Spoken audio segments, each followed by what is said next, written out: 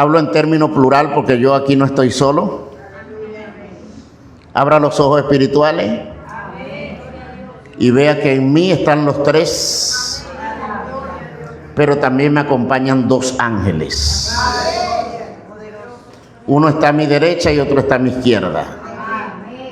Así que si usted puede abrir los ojos espirituales, los va a ver. Y una columna de fuego está conmigo para hablar a la iglesia de Cristo. Aleluya. La palabra de Dios dice en Efesios 5:14: por lo cual dice, despiértate tú que duermes, y levántate de entre los muertos, y te alumbrará Cristo.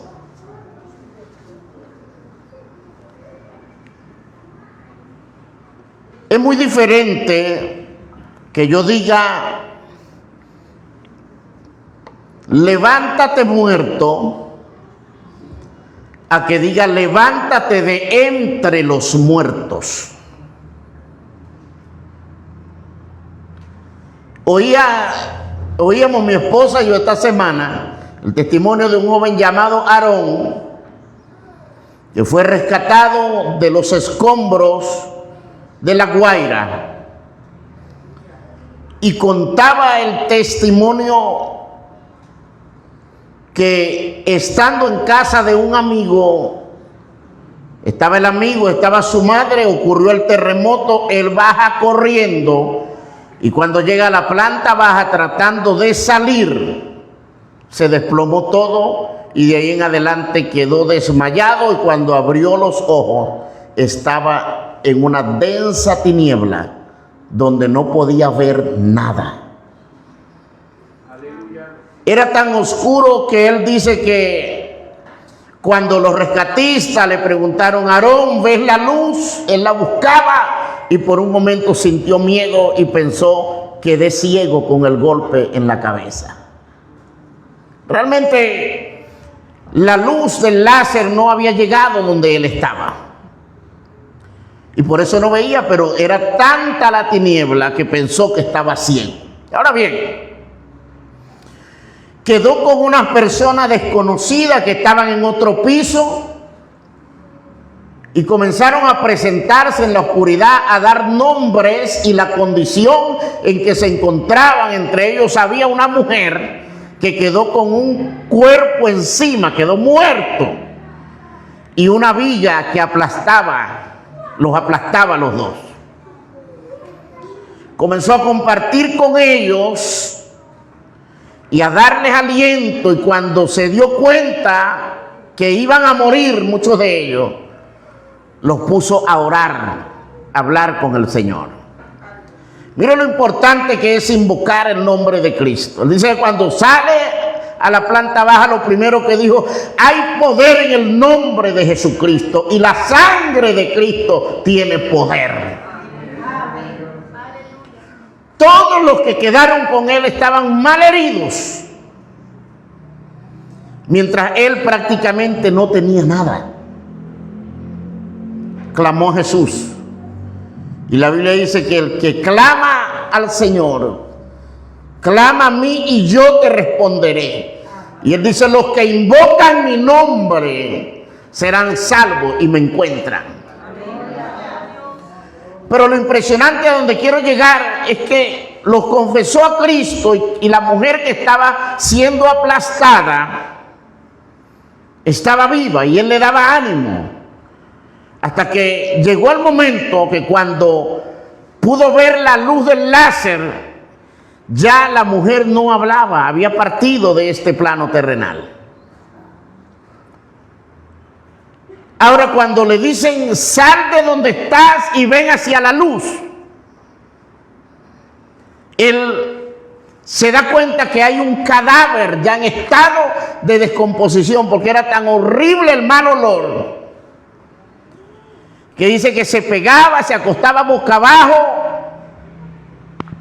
a los restos del hormigón para oler el cemento seco y mitigar un poco su respiración, lo que era la putrefacción que había.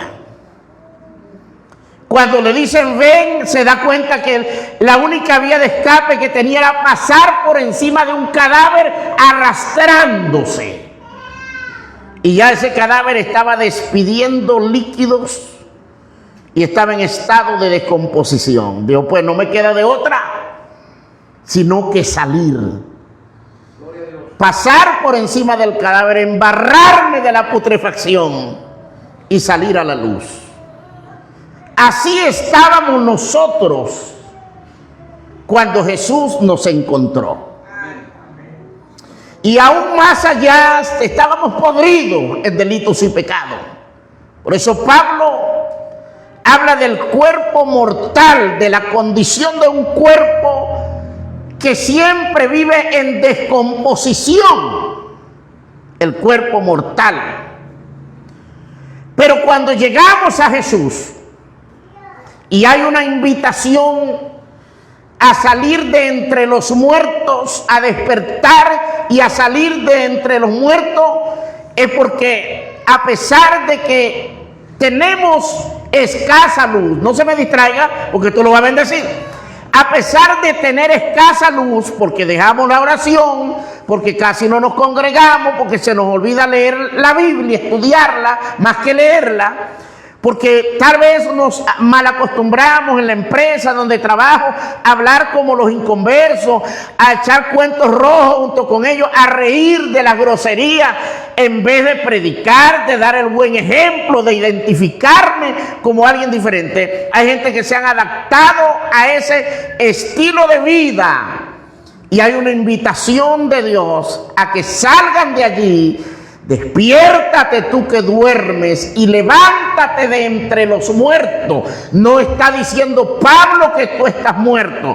Está diciendo que te mal acostumbraste al estilo de vida de los muertos, de la gente de afuera, de los que no conocen a Jesús, y estás viviendo como un muerto. Ahora te toca como Aarón subir y treparte y pasar por encima de los cadáveres que te rodean, tal vez donde trabajas, tal vez en tu hogar, tal vez con tu familia, con lo que compartes, tal vez a los lugares donde vas, donde frecuentas, pero tienes ya que dejar de aparentar de ser cristiano y levántate de entre los muertos para que Cristo te alumbre y comiences a vivir el reavivamiento que Dios quiere que vivas. Aleluya.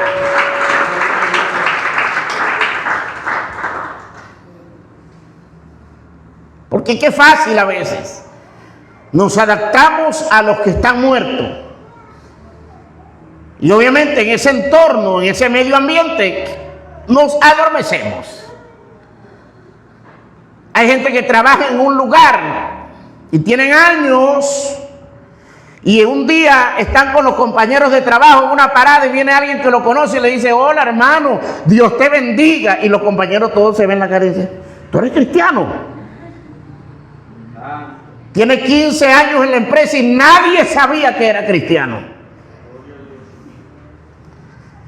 Y tú lo ves en la reunión de los muertos, compartiendo con ellos. Y yo no estoy diciendo que no compartas con los muertos, al contrario, comparte, pero como lo que eres, como hijo de Dios. Y cuando ellos comiencen sus conversaciones a manifestar el estilo de vida, tú le dices, chao muchacho, porque este no es mi ambiente. ¿Aló? ¿Dios está hablando? Dios está hablando. Y le voy a repetir, no es un estado de muerte, es un adormecimiento en que se encuentra la persona. ¿Sigue siendo cristiano? Sí, sigue siendo cristiano, pero zarataco. Como dijo un predicador amigo mío, medio sancochado y metido en el coroto. Aleluya. Entonces Pablo está haciendo este llamado. La semana pasada hablamos acerca un poquito de lo que significa la palabra avivar. Les hablé de reavivamiento. Hablamos de que el avivamiento es el antídoto contra la atonía y dijimos que la atonía es un estado de decaimiento general en el ser humano, donde pierde toda la fuerza, todas las facultades, queda sin vitamina, desmineralizado y anda con yeyeras espirituales por donde quiera que camina. Aleluya. Hablamos de cuál ha sido la causa de la atonía tanto en el pueblo de Israel como en la iglesia. Hablamos del pecado de la desobediencia, las consecuencias del pecado de la desobediencia. Hablamos del pecado de idolatría como otro factor que hace caer al hombre en estado de atonía. Hoy vamos a hablar de qué es y qué no es un avivamiento. Le estaba dando una introducción. Ayer observaba en un escrito, alguien decía, ¿cuánto tiempo debe durar un predicador? Y yo di mi opinión, pues los tiempos que el Espíritu Santo quiera, el tiempo que el Espíritu Santo quiere. También el predicador debe darse cuenta si tiene el llamado a ser un predicador de largometraje o no. Hay quienes quieren imitar y no pueden imitarlo porque la gente se le duerme. Pero hay predicadores que te predican 3 horas y tú dices, concha, le tuvo cortico ese mensaje, dame más. La gente queda con hambre. Entonces nadie se puede meter aquí que cuánto tiempo, que 20 minutos, que 30 minutos, que 45. Eso no es problema de nadie. Eso es un problema entre el Espíritu Santo y el predicador. Aquí la homilética conmigo no camina. ¿Ok? El gran filósofo Sócrates, uno de los grandes filósofos griegos de la historia de la filosofía griega, Sócrates, Aristóteles y Platón, los más grandes. Sócrates dijo lo siguiente: cuando no empleamos las palabras correctamente, escuche esto, creamos confusión y dañamos nuestra alma. Lo voy a volver a repetir. Cuando no empleamos las palabras correctamente, creamos confusión y dañamos nuestra alma. Y esta es un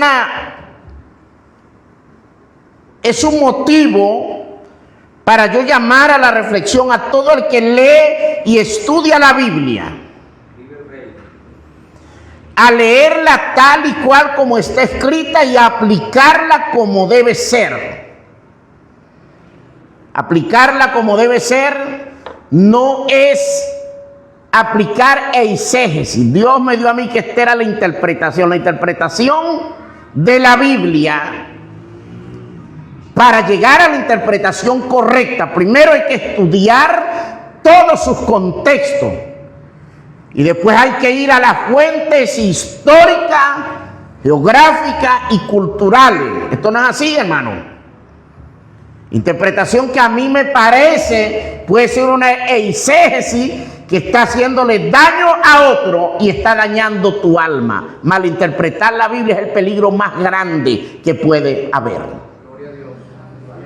Así que no te empeñes nunca en tu propia interpretación. Hay que investigar mucho. El avivamiento, según el ministro R.A. Torrey, dice que es un periodo en el que Dios visita a su pueblo y por medio del Espíritu Santo imparte nuevamente vida en medio de ellos. Vamos por parte. Cuando la iglesia pierde la vitalidad, cuando la iglesia pierde vida, ¿y cómo identificar a una iglesia que está perdiendo vida? Es triste decirlo, pero cuando la iglesia está perdiendo vida, nadie se interesa por rescatar almas.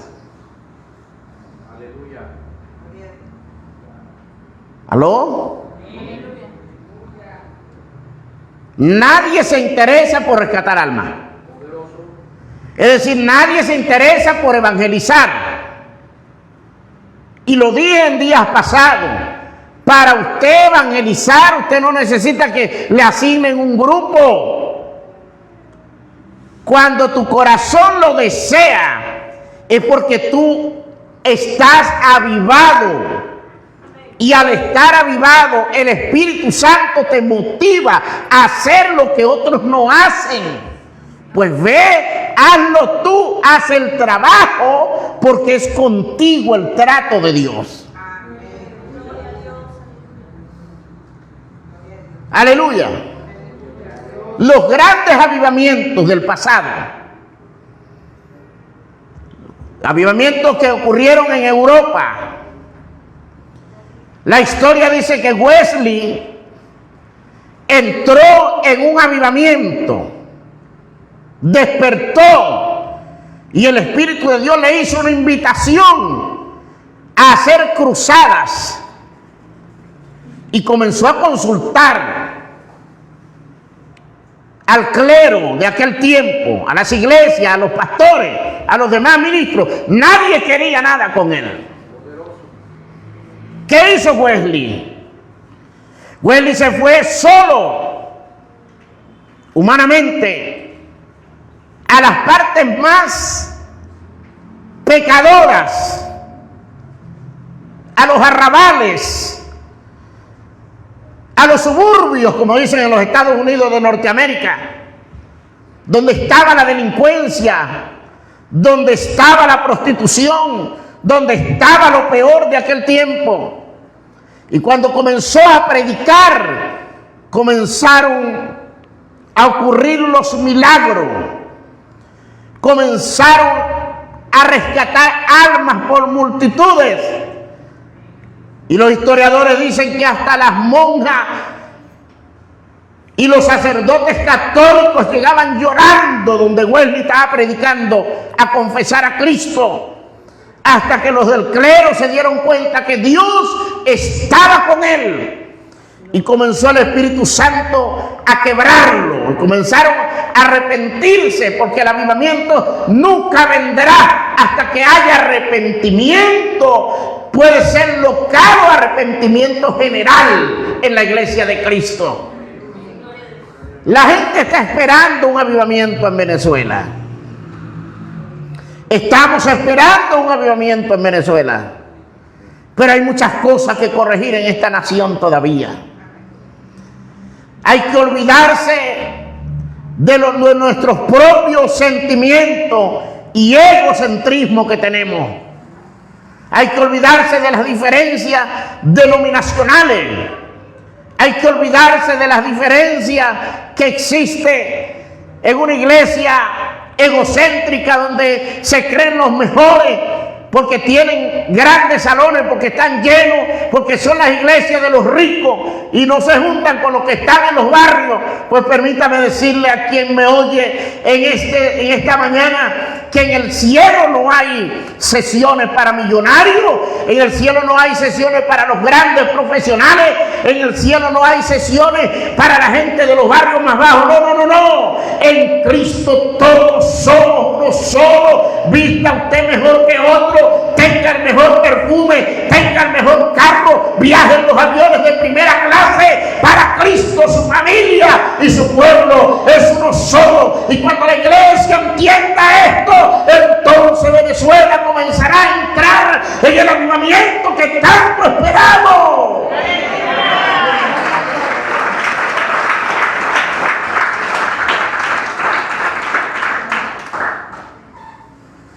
Incluso hay gente que está saliendo a la calle a competir para que me vean, para que digan: wow, mi iglesia sí tiene amor. Dios ve corazones. Dios ve corazones. Me llama la atención algunos influencers que son inconversos y se han atrevido a decir que hay obras caritativas que ellos hacen que no se atreven a grabarla porque no comparten la idea de hacerlo. Y muchos de nosotros como iglesia queremos esa promoción. aprobación humana. Que la gente diga, wow, en mi municipio la única iglesia que tomó la batuta fuimos nosotros. No, mi hermano, esto no hay que hacerlo por emoción. Si usted lo va a hacer, hágalo por amor. Si usted lo va a hacer, hágalo por entrega. Si usted se va a despojar de un dinero para hacer arepa, y aquí nadie le prohíbe, usted quiere llevar arepa a los hospitales, usted quiere hacer obra de caridad, hágalo, pero hágalo para Dios y para beneficio de la humanidad, y hágalo porque usted es siervo, usted es sierva, porque ama de verdad. No lo propagues, no te molestes si nadie va contigo, no te molestes si nadie lo hace, hazlo porque amas a Dios. ¡Aleluya!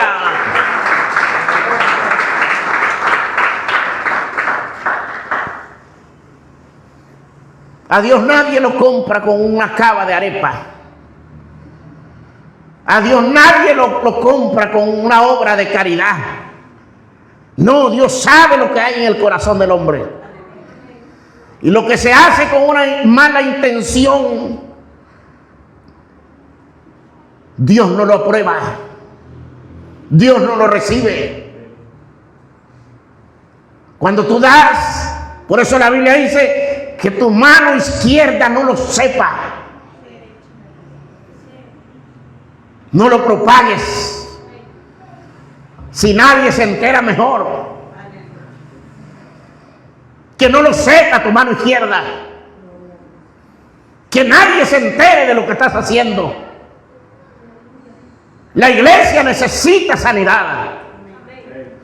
La gente que peca en oculto necesita dejar de pecar. Los que fornican en oculto, los que tienen relación fuera del matrimonio, deben comenzar a vomitar el pecado.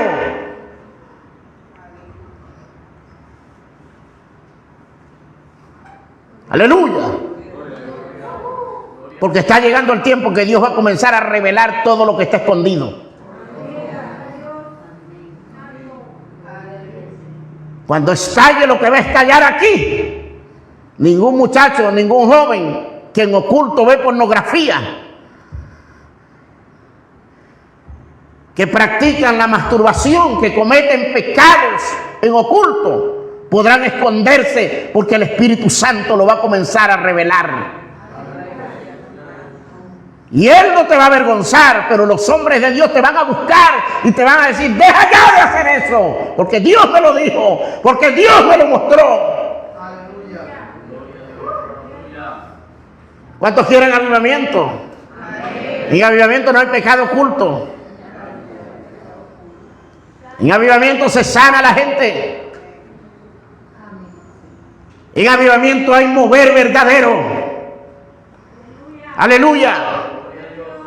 Entonces, Dios imparte vida nuevamente en medio de un pueblo que está medio muerto. Y a través de ellos imparte nueva vida a los que están muertos en delitos y pecados. El avivamiento es una obra divina que primordialmente viene a tratar con el pueblo de Dios en tiempo de apatía e indiferencia espiritual. Por eso en la clase pasada les decía que Pentecostés no es avivamiento. Pentecostés ocurrió una sola vez y para siempre. Respeto a los que celebran la fiesta de Pentecostés, pero eso ocurrió una sola vez y no ocurrirá jamás. Pentecostés lo vivió Jesús para que todos los días nosotros vivamos el Pentecostés.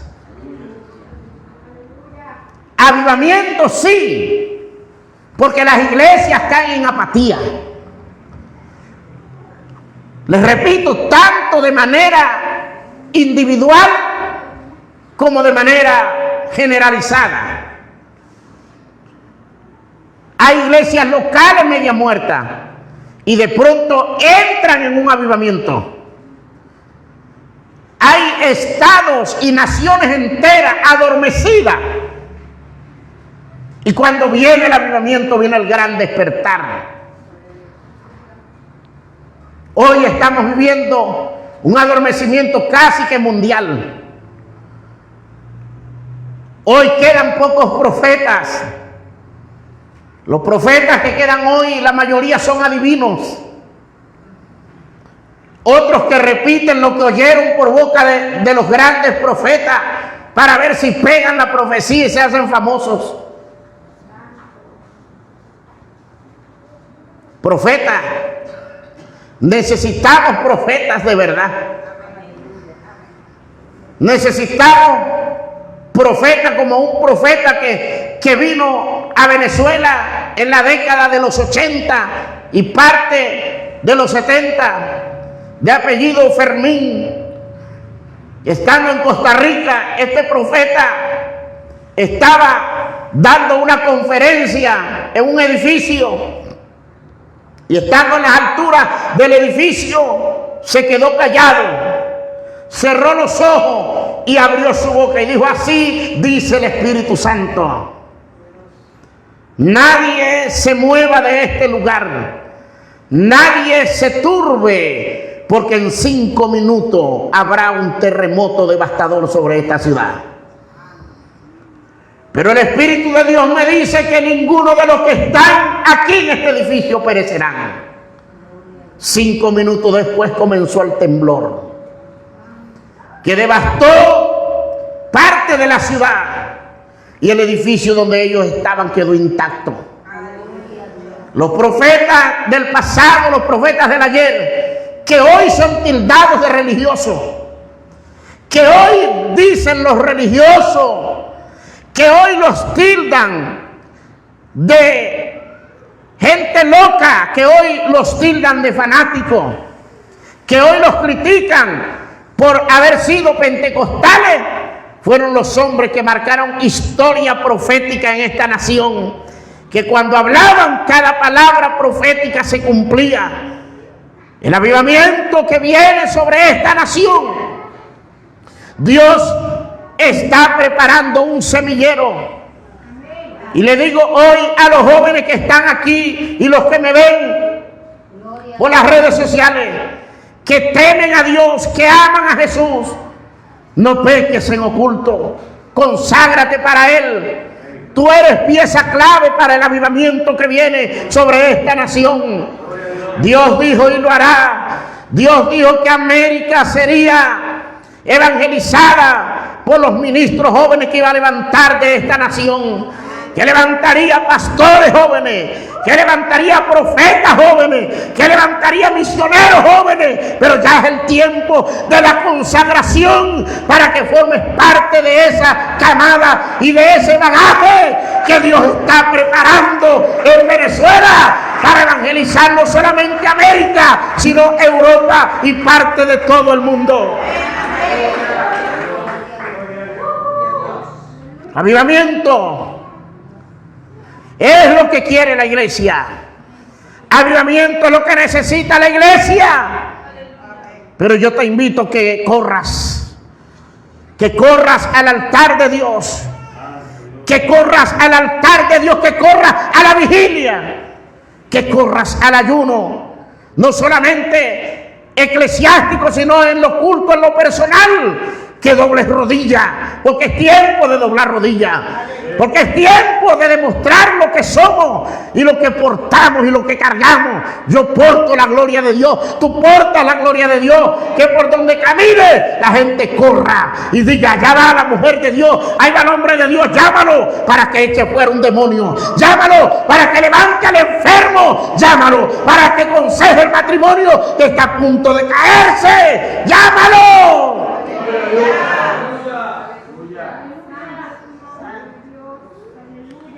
Santo, santo, que alguien diga gloria a Dios en este lugar, que alguien glorifique a Dios en este lugar. No lo engañes, si lo vas a aplaudir, apláudalo.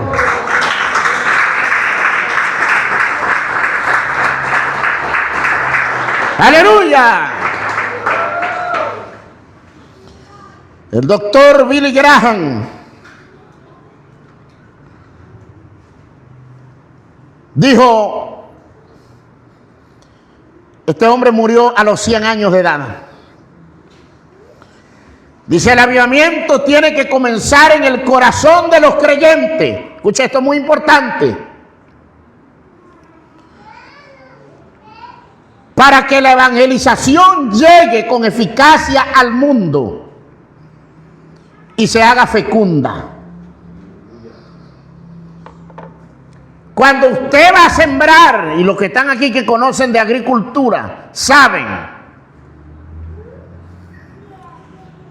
que cuando un agricultor compra semilla de maíz o de cualquier grano, los que quieren buena cosecha van a los lugares indicados y dicen, dame semilla clasificada. La mejor, la buena, la que te garantiza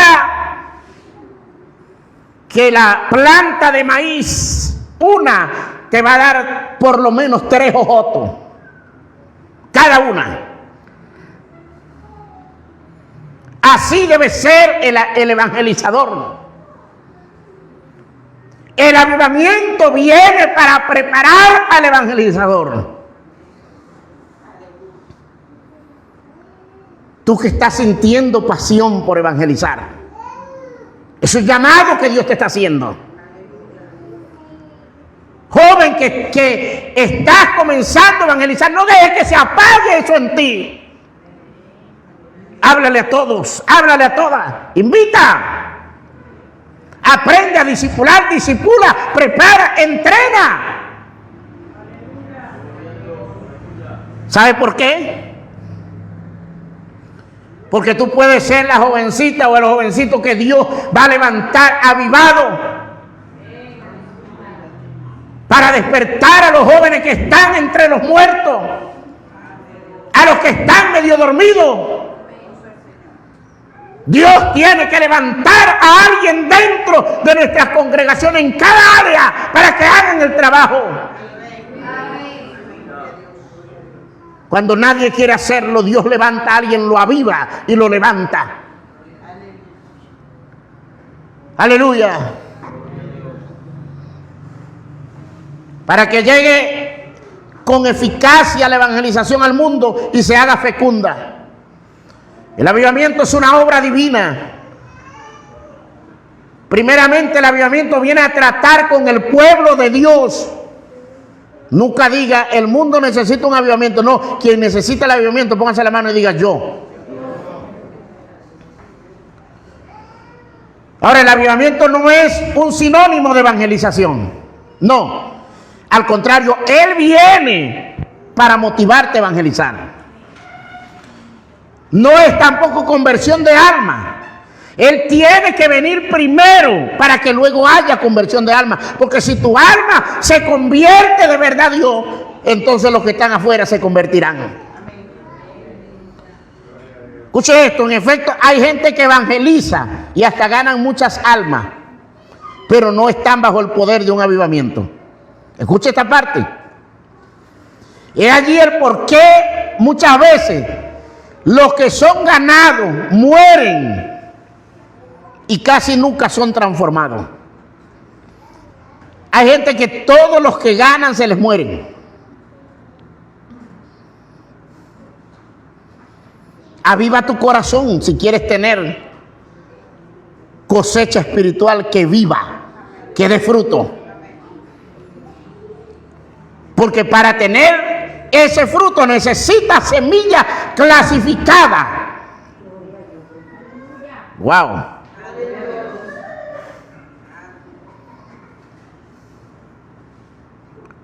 Aleluya. Cuando el corazón del creyente no está avivado, está enfermo. Está enfermo espiritualmente. Por tal motivo no está saludable para ganar alma. ¿Por qué? Porque quien gana alma engendra hijos en Cristo por medio del Evangelio. Veamos algunos textos como ejemplo. Mira lo que dice Pablo en primer libro a los Corintios, capítulo 4, versículo 15. Dice, aunque tengáis 10,000 maestros en Cristo, alguna versión dice ayos, no tendréis muchos padres, pues en Cristo Jesús yo os engendré por medio del Evangelio. Pablo establece una distinción entre los maestros comunes que habían en la iglesia y que habían en la sociedad también, y un padre en la fe. Para comprender este versículo hablemos un poquito más a fondo. Primero, tutores y padres. Pablo compara a los líderes religiosos de la época con los tutores o pedagogos, que a menudo era un esclavo quien hacía este trabajo, pero un esclavo preparado. Un esclavo encargado de supervisar y disciplinar a un niño. Mira que me gusta mucho lo que hacía esta cultura. Presta atención a esto porque lo va a bendecir. Los padres buscaban un pedagogo. Tenía que guiarlo, tenía que llevarlo a la escuela, pero personalmente lo educaba. El problema que se vive en nuestra cultura, por el cual muchos de nuestros hijos no son cristianos y se descarrían y terminan hasta perdiéndose, es porque nosotros nos acostumbramos a ir a congregarnos como iglesia, no ir a la iglesia, porque la iglesia somos nosotros, a ir a congregarnos como iglesia y nos olvidamos de en la casa educar a los hijos. Y agarramos el texto y decimos, ellos están bajo la promesa. Yo quisiera hoy corregir esto. Porque hay una promesa que culturalmente era para los judíos. Pedro lo dijo. Entre los griegos también esta cultura estaba. Cree en el Señor Jesucristo y serás salvo tú y tu casa. Pero era porque esa gente educaba a los de la casa y había una voz de mando en la casa. En la casa cuando decían papá Arturo se convirtió al judaísmo, todos eran del judaísmo. Había un respeto al papá Arturo. Aquí no. Aquí se convierte el papá y la mamá y el hijo dice, a mí no me gusta esa iglesia, a mí no me gusta ese evangelio y yo no tengo por qué acompañarte. Pues el padre tiene que educar y tiene que orar para que el impacto llegue, pero tiene que ponerle carácter al niño y decirle, explicarle quién es Dios, explicarle quién es la deidad, explicarle por qué vino al mundo y para qué vino al mundo, explicarle el plan de salvación y de ahí en adelante decirle, hijo, después de esto, si usted quiere ser mundano, lo será cuando se gobierne, pero mientras esté en esta casa, usted va para la reunión eclesiástica conmigo, usted se congrega, usted sirve a Dios, usted va porque va. Con este que está aquí, no hay muchachito alzado. No hay muchachitos que, ay, tiene 10, 11 años, ya él decidió. No, usted va porque va así se ha alado por los peladientes. Yo educo a la antigua, a mí no me interesa logna ni nada de esto. Yo digo como el viejito, la logna nunca me dio un pote de leche para el muchacho. Acabaron los amén.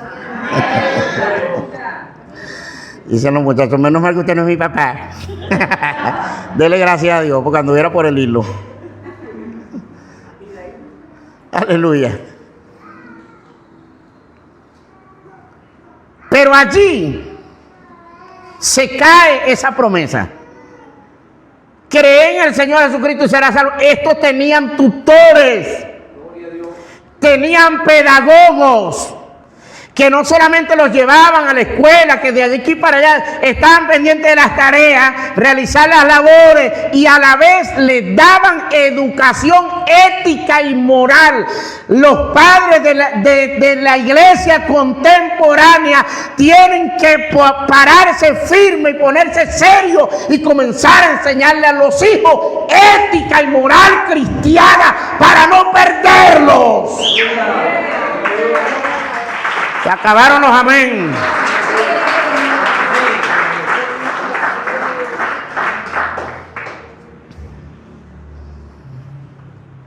Y perdónenme los padres que están aquí. Y usted dice, ay, el apóstol como que lo dijo por mí, porque él sabe. No, yo creo que es para usted. Es para todos. Pero a partir de hoy comienza a corregir. No deje que su hijo ande en la calle. Para nada. No, que voy a volar papagayo. No, no va. Porque ¿qué hace usted si a alguien se le antoja que quiere dañar tu testimonio y se aferra que tu hijo violó, que tu hijo hizo algo allá afuera, y se aferra y lo asegura y se empeña? ¿Cómo hace para salir de ese vaporón?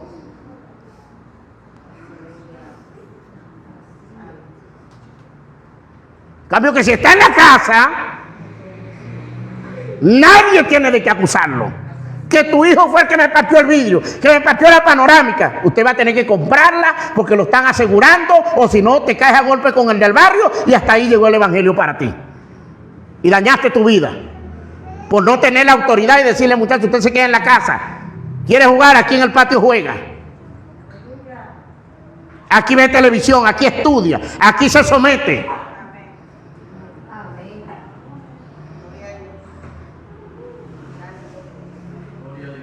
Eso es educar. Eso es educar.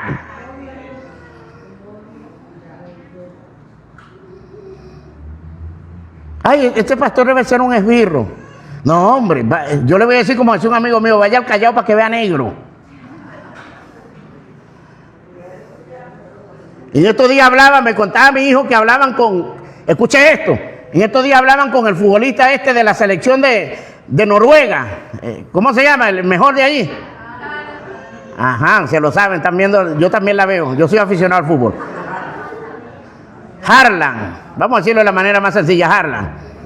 Y le preguntaron, ¿y qué haces tú en las vacaciones y con los tiempos libres? ¿Tú vas a fiesta? Digo, fiesta. No, ese es el tiempo que yo aprovecho para dormir bastante, comer y disfrutar con mi familia. ¿Qué fiesta? ¿Y qué es lo que más te gusta? A mí me gusta un tractor, arar las tierras, prepararlas y sembrar para ganar billetes.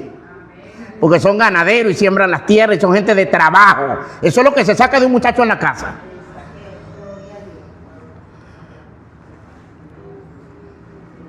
¿Y quieres avivamiento y ni siquiera tú tienes avivamiento? Queremos avivamiento y nuestros hijos, ¿qué es lo que están aprendiendo en la calle? ¿Qué es lo que están haciendo? ¿Con quién se están juntando? ¿Qué pasa? ¿Dónde está la visión de la gente de Dios?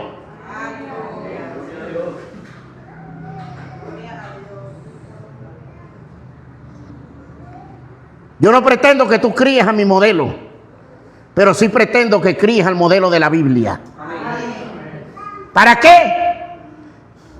Porque tú hoy te me alzas a mí y hoy me puedes juzgar desde tu asiento y hoy podrás decir, ay, ¿qué se cree? Y ay, se cree el mejor y tal. Pero mañana vas a estar frente a Dios. Mañana vas a estar frente a Dios. No voy a decir como dicen algunos pastores y algunos predicadores, vas a estar frente al papá de los helados. No, a mí no me gusta faltarle respeto a Dios. Él no es ningún papá de helado. Él es el Dios, la deidad. Él es el grande, el mejor. Él lo es todo, el creador de los cielos y de la tierra. Mañana como padre y como madre tendrás que rendir cuentas. ¿Tú crees que estás realengo en esta tierra? ¿Tú crees que Dios nos mandó realengo a esta tierra? Hay que rendirle cuenta a Dios hasta por mírate, me va a reprender mi esposa y me va a regañar, pero te lo voy a decir, hasta por las lochas que Dios te da, tú las malgastas, tendrás que rendirle cuenta por esas lochas. A mi esposa no le gusta que yo le diga locha al dinero. No le digas locha porque eso suena como muy despectivo, así como muy chiquitico. Pero bueno, si yo vengo de la edad de las lochas, del tiempo de las lochas. Y no es que sea tan viejo. El viejo es el diablo y todavía echa broma. Yo vengo del tiempo de las pullas. ¿Cuántos de los que están aquí conocieron pullas? Hay un montón. Yo vengo del tiempo donde me bebía un refresco con medio y con un real me bebía un refresco y me comía un pan Carabobo y me quedaba plata. Y vengo del tiempo donde mamá me mandaba a comprar un real de queso y era un tolete como casi 1 kilo. Y vengo del tiempo donde mi mamá me decía, hijo, vaya a comprar la mejor carne, 1 kilo de carne de la mejor, de primera, 9 bolívares. Aleluya. Entonces, estás gastando las lochas y la estás malgastando y haces lo que te da la gana con las lochas. Hasta la administración del dinero tendremos que rendirle cuenta a Dios. ¿Cuánto más un hijo? Porque tu hijo también es imagen y semejanza de él. Porque tu hijo también es creación de él. Porque tu hijo pertenece a él. Olvídate que mi hijo no. La Biblia dice, herencia de Jehová son los hijos, le pertenecen.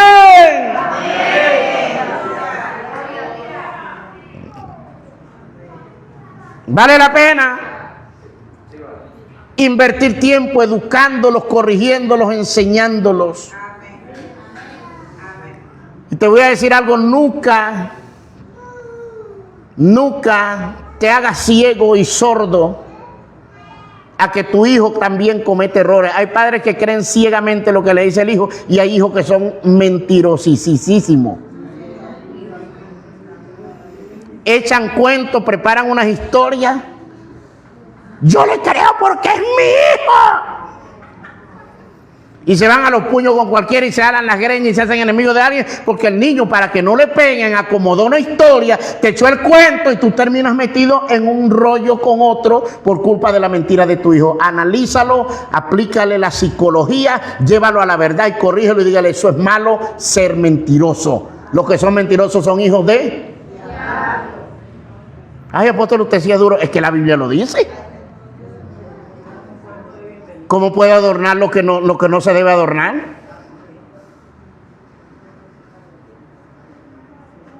Diga, avivamiento Venezuela, avivamiento Venezuela. Eso es muy sabroso cantarlo. Es muy sabroso cantarlo, pero hay un montón de cosas que tenemos que corregir. Y hacen coreografía. Avivamiento Venezuela, avivamiento Venezuela.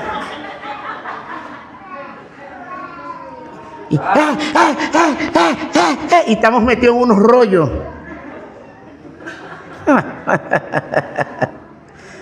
Diga, ay, ay, ay, uy, uy, uy.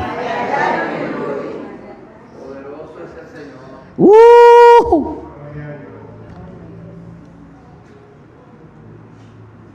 Pablo habló de los que son engendrados en Cristo. Y ahí hay una gran enseñanza. Se dice que un hombre, ya cuando llega a cierta edad, puede tener relación íntima, pero tener hijos es un riesgo. Porque los hijos pueden nacer con defecto físico. ¿Verdad que sí? Bueno, algunos con tratamiento y cuestiones la pegan, pero otros no. Por eso cuando hay que engendrar, hay que procurar estar sano. Bien sanos. Muy sanos. Si tú engendras, mire, no hay mayor ejemplo que Pablo. Pablo engendraba hijos. Nosotros debemos engendrar hijos. Amén. Pero el que engendra hijos también cría.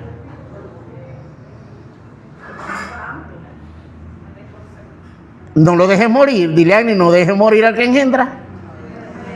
Hágale un seguimiento y disipúlelo. Llamadas, mensajes.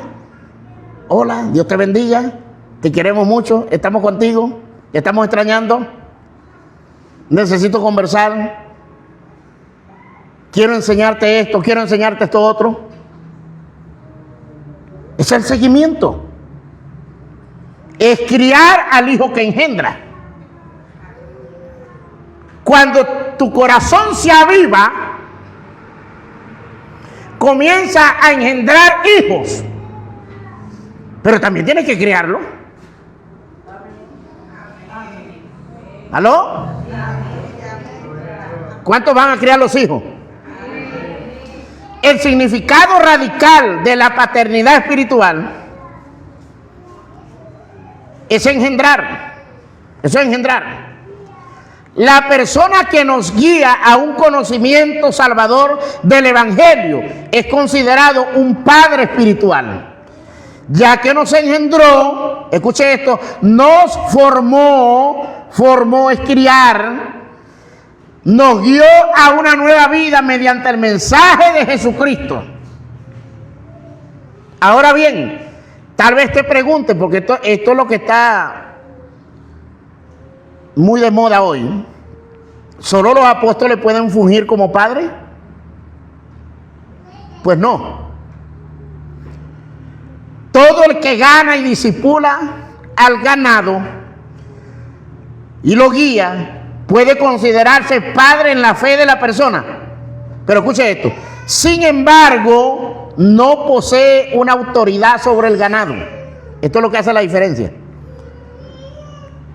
Puesto que Dios le va a pedir cuentas, es al guía directo de la congregación.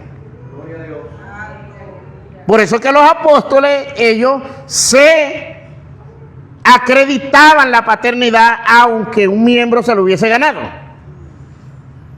Porque a quien le va a pedir cuenta al Señor es a quien le entregó la iglesia. A ti te tocan los galardones por haber ganado almas. ¿Sí me estoy haciendo entender? Dígame.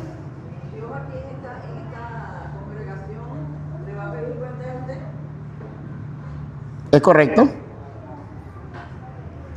Y a Rosana ya sé. Pero el que se lleva la parte más fuerte soy yo.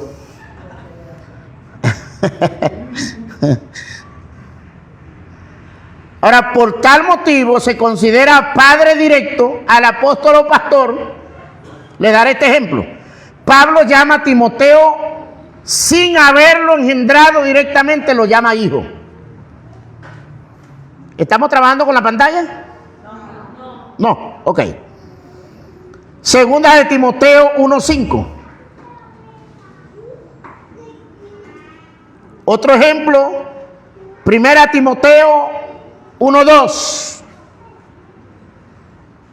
Segundo libro de Timoteo 1:2.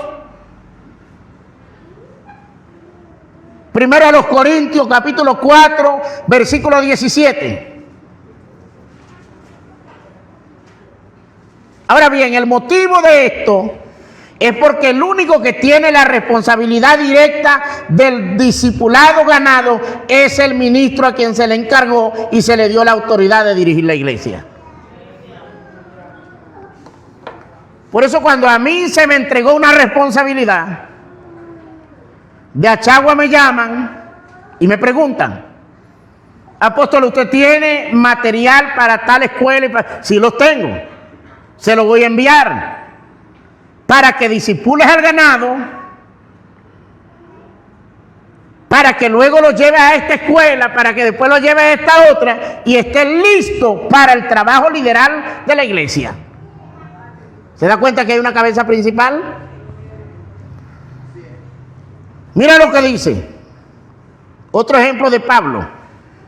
Te ruego por mi hijo Onésimo, a quien engendré en mis prisiones. Esto se lo estoy enseñando porque ahorita hay una disputa allá afuera y por las redes sociales usted va a ver que hay mucha gente que está en desacuerdo de que uno le diga hijo a las ovejas del Señor. Y no está mal, porque es bíblico. Hay una disputa. Usted no se deje mover de lo que usted está aprendiendo con Biblia, porque allá afuera digan lo que quieran decir. Allá afuera dicen que trabajar con aceite es hechicería, que eso es brujería, que es un amuleto, que no sé qué más. Nosotros aprendimos por la palabra que es simbólico. Sí, el aceite es simbólico. Que nos resulta. La gente se enrolla por cosas, dijo mi mamá, por tonteras. Hay una pastora dominicana que creo que se llama Kenia, una señora más pelada que un calvo, y buena en la palabra y tiene teología. Y vino un converso ahí de un canal, digo, como dice Víctor, de YouTube. Y le hizo una pregunta y le dijo: ¿puede un pastor mantenerse de los diezmos? Y ella le dijo: yo te voy a hacer una pregunta.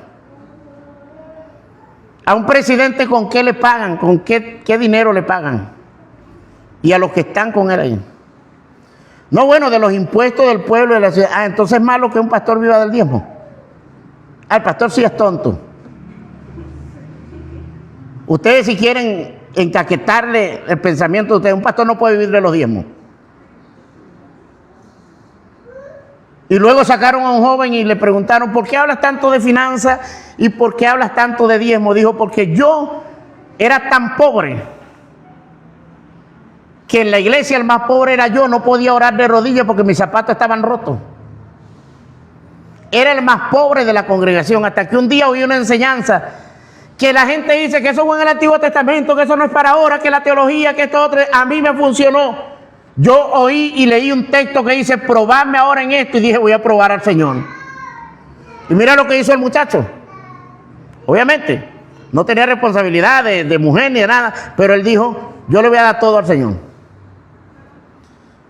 Y cuando fue a llevar los diezmos al altar, llevó 3,000 pesos. Como que si ganaba 30,000. No, estaba dando, era todo el sueldo. Y dijo: me desprendí y comencé a darle a Dios con amor. Dijo: cuando me di cuenta, se suscitó un problema. El jefe tuvo un problema con la esposa, se divorciaron y el negocio terminó en mis manos. Y resulta que yo era el administrador del negocio. Gané tanto, dijo, después de eso, que yo me fui y abrí un negocio en otro lado. Y cuando me fui, como yo era el administrador del otro negocio, lo descuidaron, no pagaban la renta, se lo quitaron y los corrieron. Y el dueño del lugar fue y me buscó y me dijo: yo pensé que ese negocio era tuyo, pero tú eres un hombre irresponsable, te voy a entregar eso. Y él le dijo: no, yo estoy bien aquí. Le dijo: pero yo te necesito allá. El hombre insistió tanto que él le dijo: bueno, yo voy a ir, pero si tú me lo pones así, así. Le dijo: se lo pongo como usted lo pida. Y cuando fue, dijo: yo no lo podía creer, aquello parecía más bien un banco, con tanto lujo que había.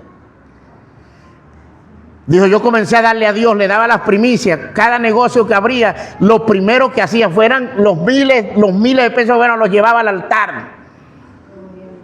Y hoy día soy un hombre solvente, soy rico, Dios, tengo mucho dinero. ¿Cómo no voy a hablar de dinero y no voy a hablar de diezmo? A mí me funcionó. Hay gente que lo están haciendo bien, entonces porque oyeron... No, yo oí a fulano de tal en YouTube allá que enseñó que no, que eso era para aquel tiempo, que eso era esto. No, yo no voy a diezmar más. Y después que están montados en una ola económica, se dejan engañar con Satanás y comienzan a sustraer de los diezmos. Antes diezmaban completo, ya no diezman completo, ya se roban una parte. Pues permíteme decirte que si te robas una parte, llévate todo, no seas mal ladrón. No hagas como los ladrones que se nos metieron aquí, en vez de llevarse todo, se llevaron fue un ventilador. Y se llevaron un videobin y como que se arrepintieron después que lo tenían por donde se metieron y lo dejaron allá abajo. Y todas las propiedades que tenemos las dejaron. Y yo te digo hoy que si tú te vas a robar una parte, róbatelo todo, no seas mal ladrón. Porque las consecuencias van a ser iguales. Porque después que tú aprendes a hacer lo bueno y dejas de hacerlo, te trae consecuencias. Digan allá afuera lo que no, que era para la ley, que a mí no me interesa lo que digan ustedes, señores. A mí me funciona el diezmo y moriré diezmando. Creo que honro a Dios.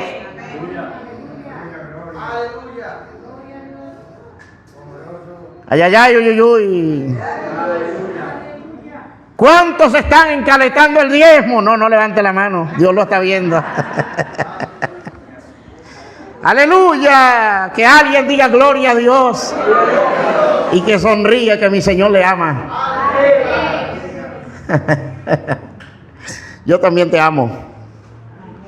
No importa que te lo esté robando. Un día el Señor va a tratar contigo y te lo va a revelar. Ay, ay, ay. Diga ay, ay, ay. Diga quiero avivamiento. Ah, no, pero así no convence a nadie. Diga quiero avivamiento. Pero debo alinearme. Mira lo que dice Pablo a los Gálatas. Dice, hijitos míos, por quienes vuelvo a sufrir dolores de parto. Esto me impacta, hermano. Esto me impacta. Porque Pablo habla de dolores de parto. Dice, hasta que Cristo sea formado en vosotros. ¿Usted cree que el que ama la obra, no sufre? Quien ama a Cristo, ama su obra. Te ama a ti, sufre por ti, llora por ti. Y los berrinches que tú hagas le van a doler. La gente a veces hace, algunos se van sin avisar de la congregación. ¿Cree que a uno no le duele? Que se vayan, que no se despidan. Y uno lo primero que piensa, cónchale, soy tan malo así. Me porté tan mal.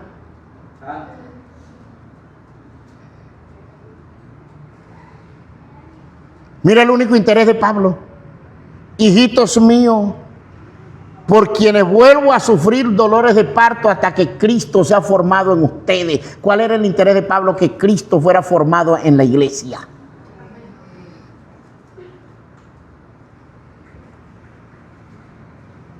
Por eso Pablo dijo, voy a adelantarme a este versículo.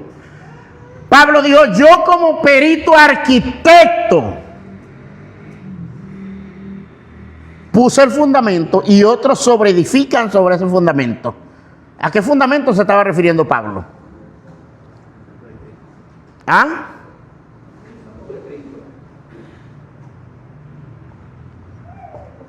Dilo sin miedo, que ya sabemos que fue Omar que lo dijo. Si te equivocas, sabemos que fuiste tú. Dilo fuerte. El fundamento es Cristo.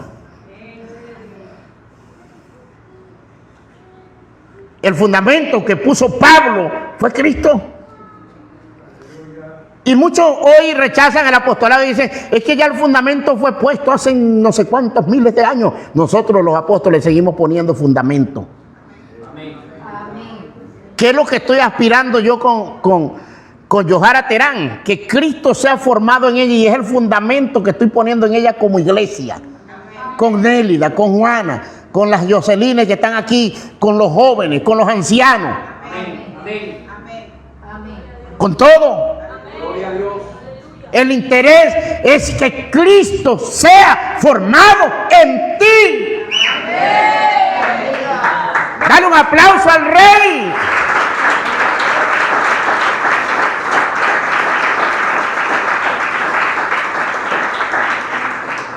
Y aunque a veces te suene duro y ofensivo, no te quise tratar duro ni ser ofensivo. Lo que quiero es que Cristo sea formado en ti.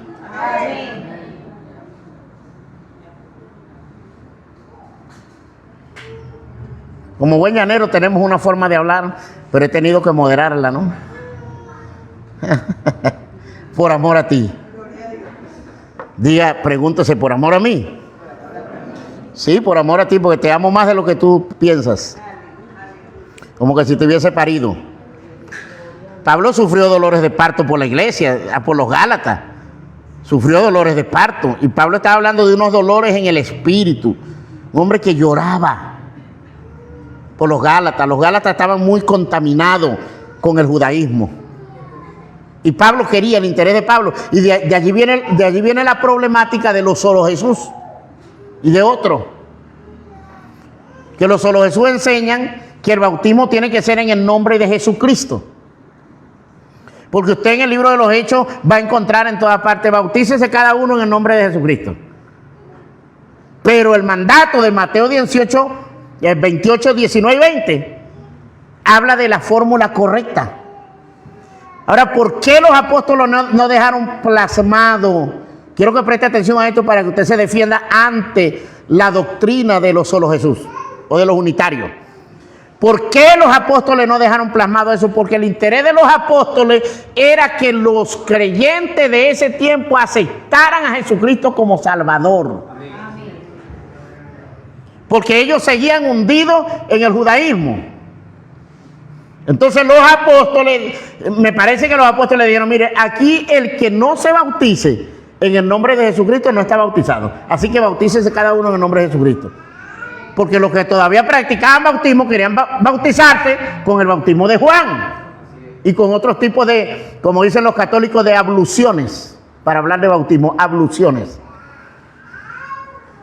Entonces ellos establecieron que se bautizaran en el nombre de Jesucristo. El que no se bautice y lleve el nombre de Jesucristo en el bautismo, no está bautizado. Eso es todo. Y hay una cantidad de falsas doctrinas que no aceptan la Trinidad y dicen hay que bautizar en el nombre de Jesús porque así dice el libro de los Hechos. No, ellos era defendiendo a Jesucristo como Señor Salvador, porque aquellos lo veían nada más como un profeta. ¿Estamos claros? Vamos a tocar un poco de este punto. El mundo no necesita un avivamiento. Ya se lo dije, pero se lo voy a enseñar ahora.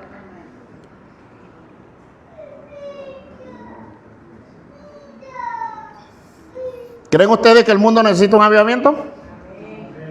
¿Seguro? Como pueblo de Dios necesitamos con urgencia ser avivados, no el mundo.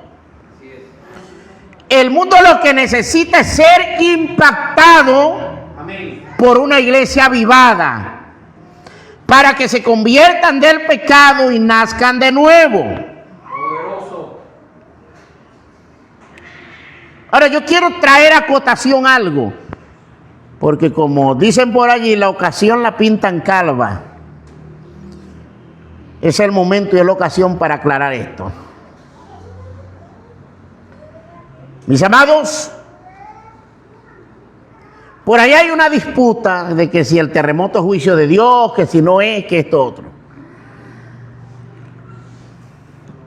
Esos terremotos ocurridos aquí son un fenómeno todavía extraño. Y los están estudiando, porque es un fenómeno muy extraño. Lo que causó esos dos terremotos. Pero el tema es el siguiente. Le estamos echando la culpa al mundo cuando la iglesia tiene más culpa que el mundo en lo que está pasando. Pablo dijo cuando aconsejó a los corintios sobre la cena del Señor: oigo que hay entre vosotros divisiones y disensiones, y en parte lo creo, dijo Pablo.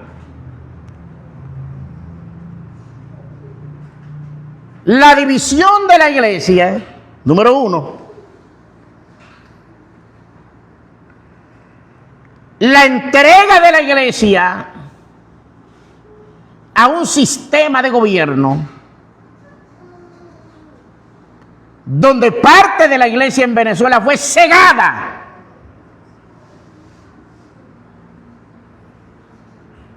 Y se hicieron enemigos del otro sector de la iglesia porque el otro sector de la iglesia no defendía el sistema de gobierno de esta nación. Y esto lo voy a hablar públicamente, no tengo miedo.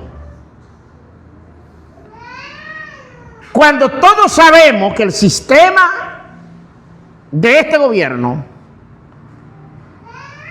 se inclinó por prácticas satánicas, y la gente dice, no puede haber juicio porque Dios hoy no castiga, porque Dios, o sea que Dios es el relojero que creó el reloj, le tiró la cuerda. Olvídate, yo lo que quiero es que lo compre, pero de ti no me acuerdo más. ¿Ustedes creen que a Dios no le interesa el pecado de los pueblos? ¿Para qué envió a su hijo a morir? Y no como la doctrinita que tienen por ahí, que Cristo murió fue por un número nada más de escogidos. No tiene sentido. Murió por toda la humanidad, porque aquí nadie queda desprotegido. Aquí todos tienen acceso a echar mano de la salvación. Eso es falso, que murió por un grupo de privilegiados. Murió por todos. Entonces, a Dios, desde la historia de todos los pueblos, desde los tiempos de la gran Mesopotamia, donde residía Abraham, y viniéndose por los tiempos de Faraón, y llegando hasta Nabucodonosor y hasta la dinastía herodiana, Dios castigó a los pueblos. Castigó tanto a los faraones, a Egipto, que Egipto hoy no tiene ni huellas de las culturas del pasado. Hoy usted ve el adorno que se ponían los faraones en la cabeza en los mundiales. Cuando va a Egipto un mundial, algunos niñitos los visten como un faraón, pero de resto, porque ni aún la cultura no tiene una religión oficial. Ahí lo que se vive es un sincretismo en Egipto.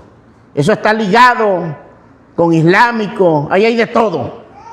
Ahí hay de todo. Perdieron cultura, perdieron todo. Lo único que queda es parte de la historia en las pirámides y el río de ellos, que fue un río muy famoso. Sin embargo,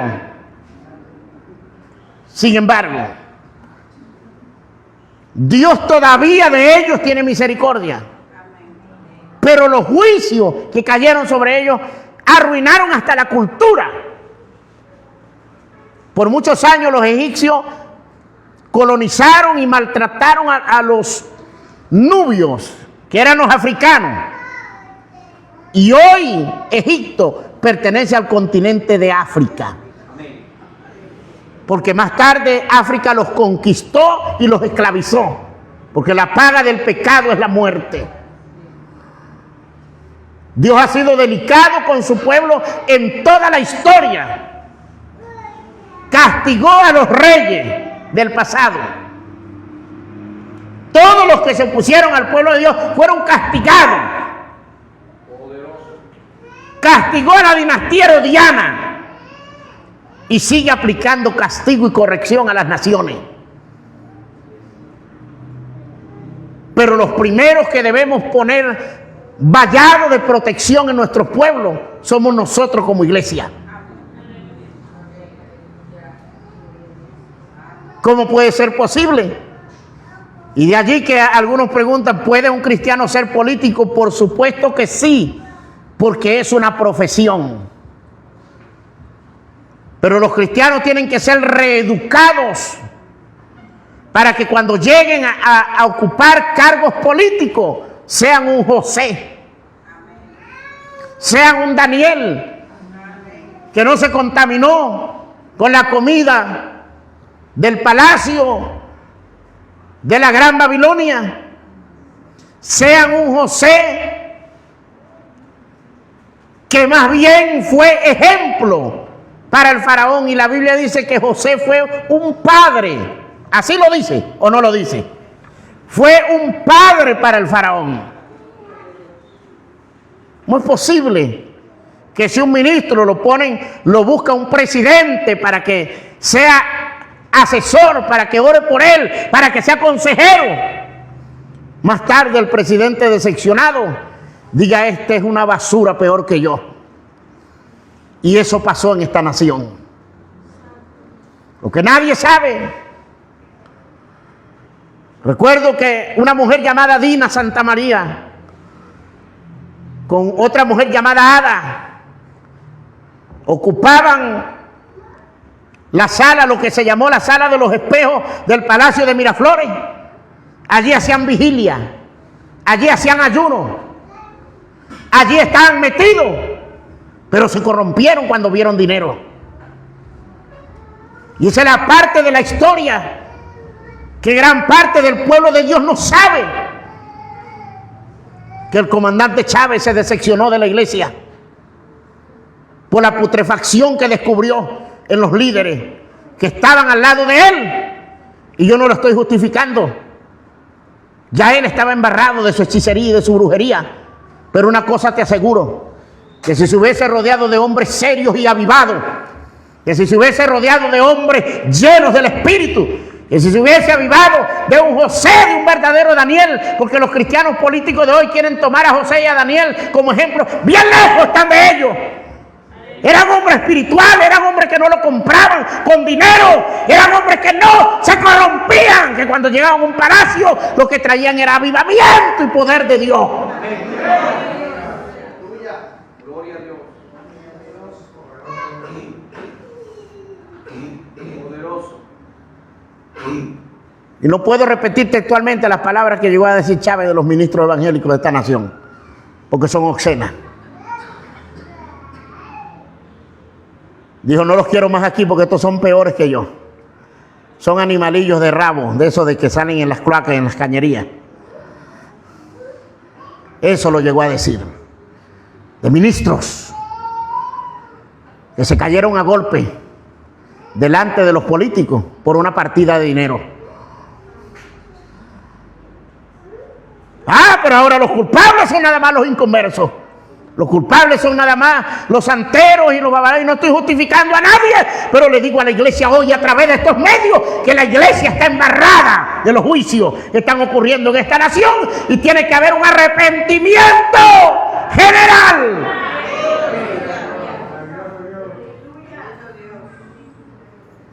General el arrepentimiento.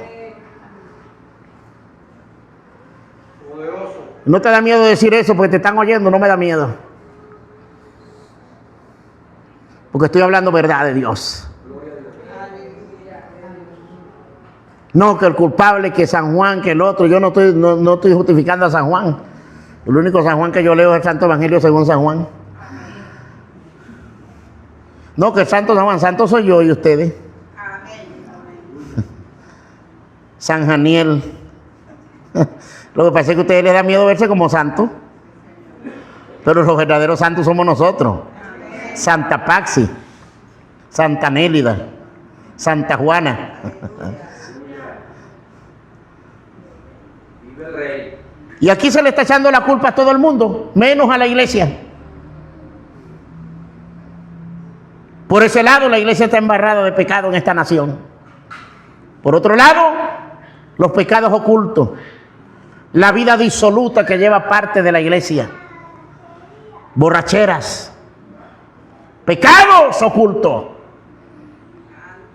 Pero es muy fácil echarle la culpa a otro y no reconocer que yo debo arrepentirme. Amén. Y te voy a decir algo. Dios dijo que enviaría juicio en esta nación y el cristiano que no se convierta se va. Yo no sé para dónde. Ojalá se arrepienta antes de irse. Pero de que se va, se va. Y si no se arrepiente a tiempo, se lo llevan los juicios que vienen. Escúchame bien, la iglesia.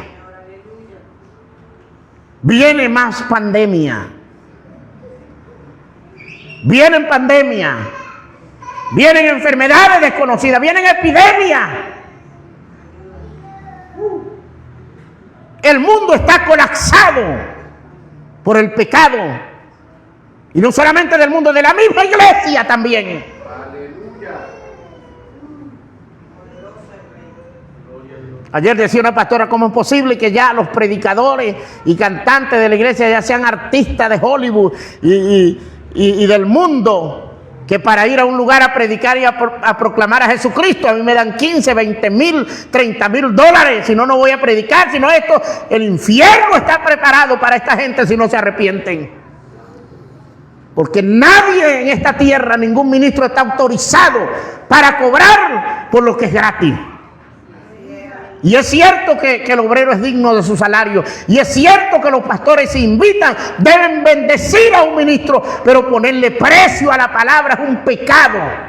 Amén. Gloria a Dios. ¿Por qué estás predicando tan fuerte? Porque sé que mucha gente me está viendo. Y quiero que esta palabra llegue lejos. Porque estoy hablando de avivamiento. No puede haber un avivamiento sin arrepentimiento. Y hago un llamado a todos los ministros de Venezuela, especialmente Venezuela. Es mi país, es donde hay dolor, es donde hay llanto ahora mismo. Un llamado al arrepentimiento. No que ellos están haciendo un llamado, que salgamos a la calle a arrodillarnos en la calle. ¿A qué? Si no hay un arrepentimiento desde lo interior, desde lo interno, si no te arrepientes de verdad de los pecados que estás cometiendo en oculto, ¿para qué sales a la calle como un hipócrita a aparentar lo que no eres?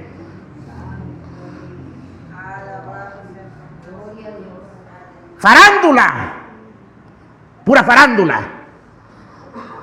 Y eso es lo que se está viendo hoy, farandulero. Pero tiene que haber un arrepentimiento verdadero en la iglesia. Poderoso. Lo van a acribillar, apóstol, no importa. Acribillaron a Esteban. ¿Qué quedará de mí?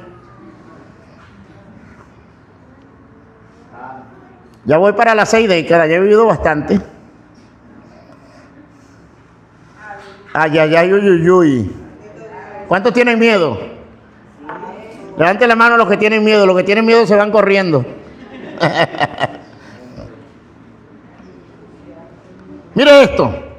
Ya estoy terminando.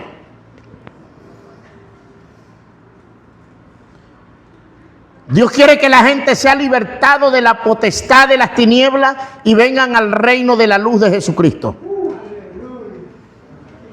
Para que entonces sufran un avivamiento a través del mensaje de hombres avivados. Cuando Dios nos trajo este camino, llegamos en avivamiento, porque salimos, ahí sí salimos directo de los muertos.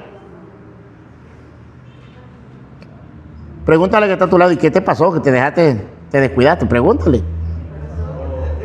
Y el otro le dice, tú también, pues tú no tienes corona. Mira lo que dice la palabra. Pedro estaba predicando, un hombre avivado.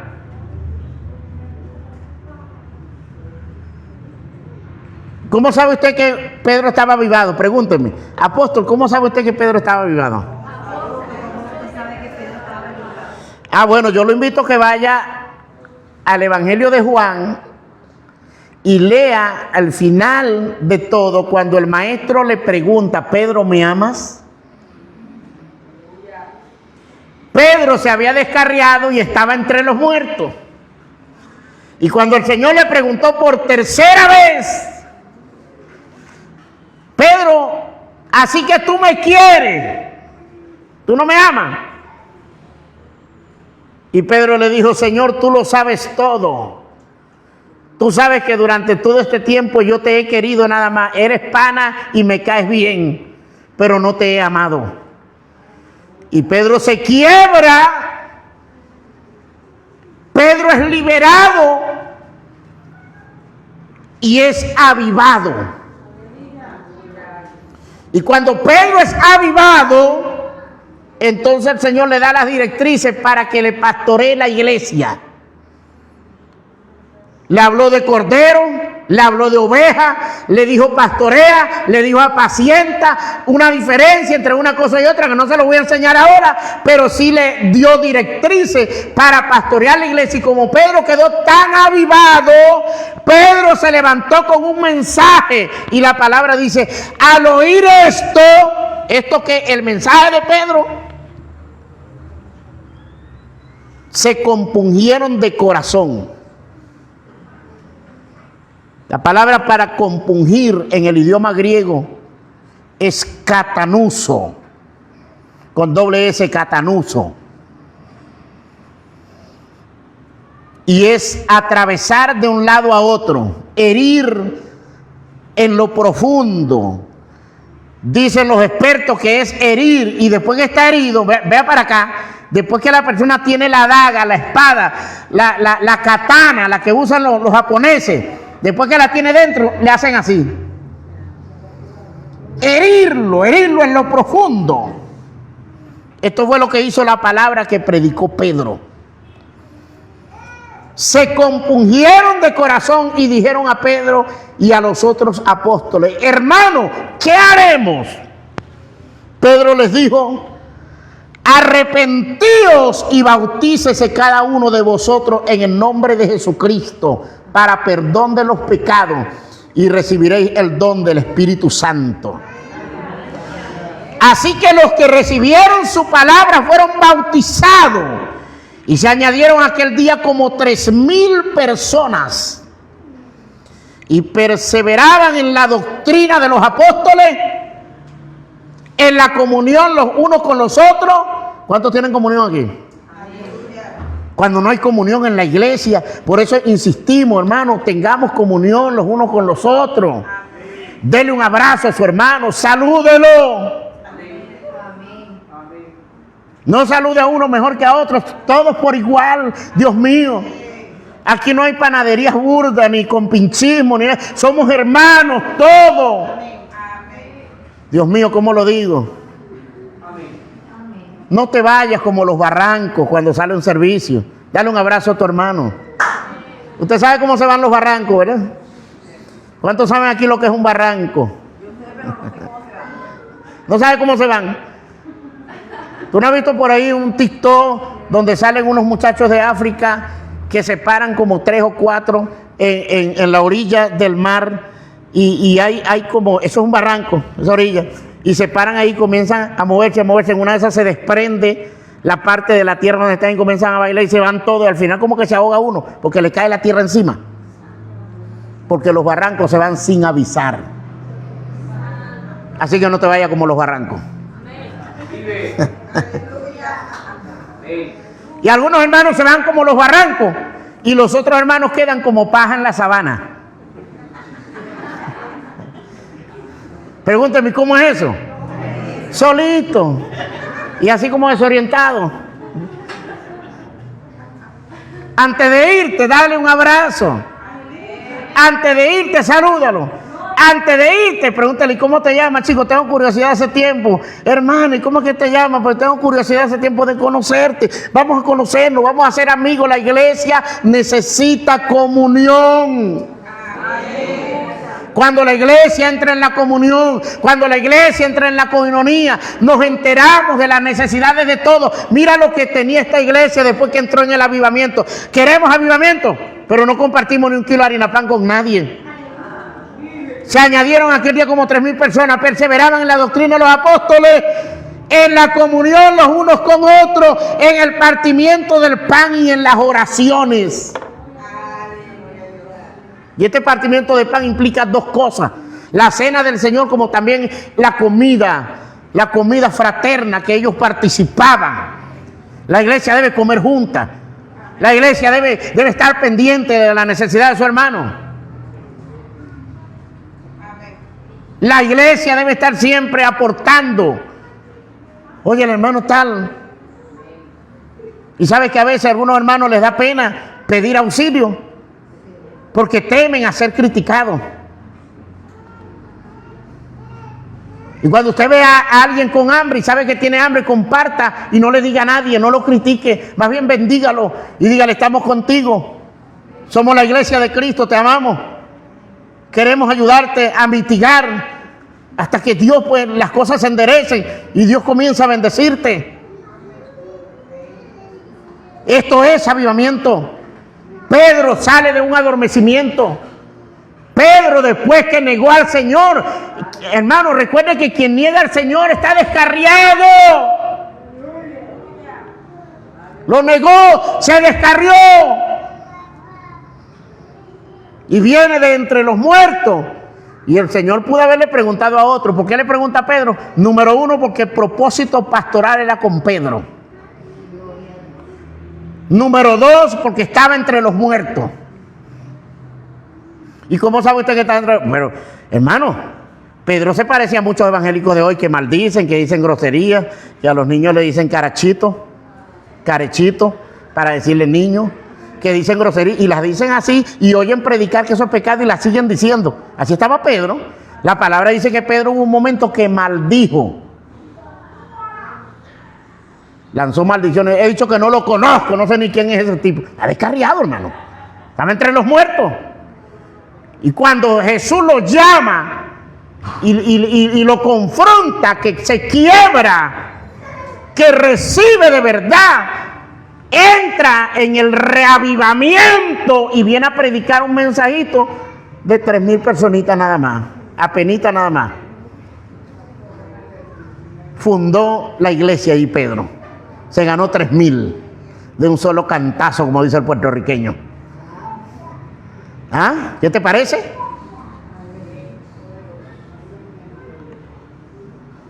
Estoy terminando con este texto. La comunión los unos con los otros, en el partimiento del pan y en las oraciones. ¿Quién perseveraba en las oraciones? La iglesia. Mírenme, no ven para otro lado. Mírenme.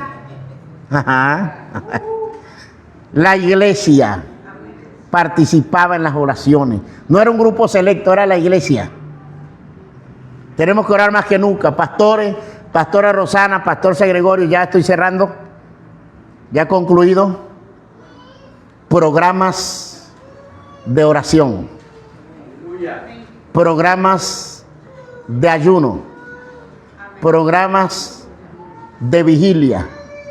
De aquí en adelante, Rosana, no paramos.